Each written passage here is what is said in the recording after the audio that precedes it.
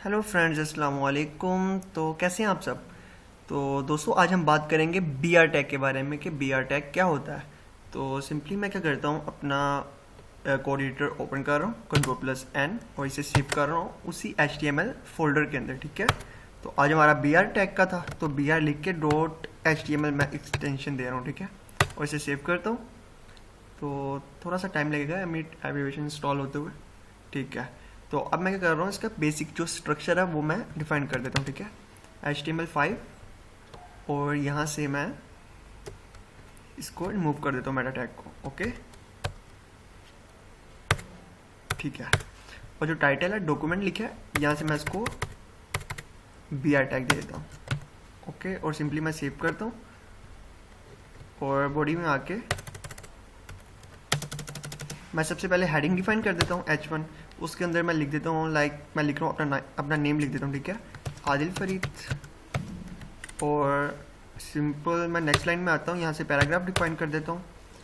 मैं लोरेम लिख देता हूँ 150 वर्ड्स का। ठीक है, तो ये डेमी टेक्स्ट के बारे में परेशान नहीं होना आपने। ठीक है, और अब इसका मैं आपको आउटपुट दिखा देता हूँ। ठीक है, अभी तक क्या आउटपुट है, यहाँ पर बी आर टैग ये आ जाता है। ठीक है, मैं इसे जैसे ओपन करता हूँ, थोड़ा सा सिस्टम स्लो है, सॉरी।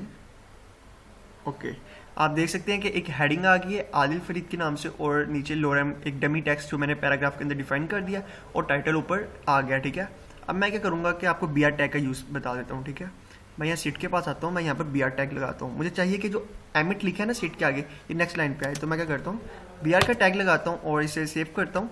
और यहाँ पर आप इसका रिजल्ट देख लीजिएगा। मैं जैसे इसे रिफ्रेश करता हूँ, आप देखेंगे कि सीट के आगे जो एमिट था वो नेक्स्ट लाइन से स्टार्ट हुआ है। मैं फिर ऐसे ही करता हूँ, मैं यहाँ पर भी बी आर लगा देता हूँ। एलिट के आगे मैं कहता हूँ कॉस्ट जो है वो नेक्स्ट लाइन से स्टार्ट हो, कॉस्ट टोटम ET जो भी लिखा आगे वो नेक्स्ट लाइन से स्टार्ट हो। मैं बी आर का टैग लगाता हूँ, सेव करता हूँ।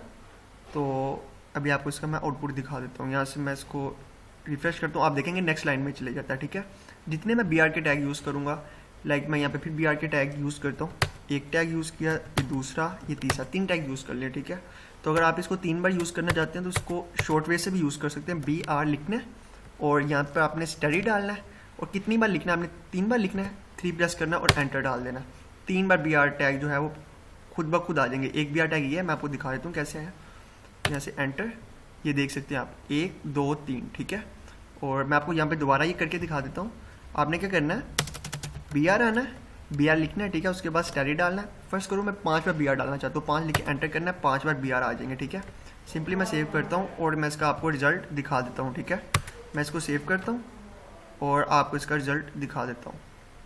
देखिए वो और नीचे चला गया, यानी हम बी आर का टैग किसी भी चीज़ को लाइन को ब्रेक करने के लिए यूज़ करते हैं।